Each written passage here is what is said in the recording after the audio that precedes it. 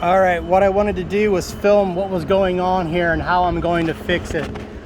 So at some point in time, there was some confusion over whether this case here was a fiber optic case or a copper case.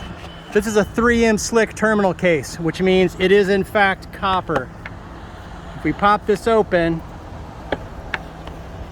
you can look inside. Those are all copper terminals for you to tap phone lines off of. This is not a fiber optic case at all. So that's a copper line that enters there. 25, it's 25 pair. 25 pair comes down, goes underground, goes into the old location most likely. Now, here we have another phone line that comes in and goes underground as well. To where? I do not know. Could be going over this apartment complex behind me. But that's where the line continues down. It goes to the next pole and it down feeds from there to that PED that you may be able to see on the far side of that pole. So there's our pole there. Give me a second to get focused here.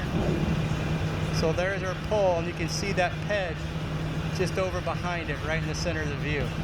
So what I'm going to do is this line here that comes down our strand, and that line is uninterrupted. I've tracked it twice.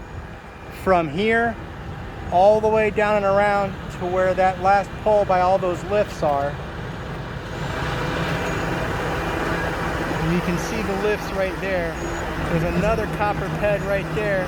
Right there, that line goes underground again and goes back into the CDR vault. So that 12 count, despite what the records say, was never spliced at this post. So it comes in and it feeds this way, comes back down the strand here, and then winds up going as a direct shot into the old building.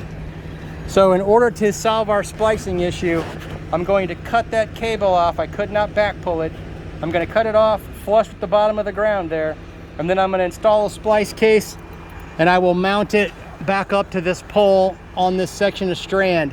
So two things will happen. We'll now have a 12 count that feeds this way, that has a splice point that will be usable for anything else in the future in the near area. Anyway, that's what we got. Thank you.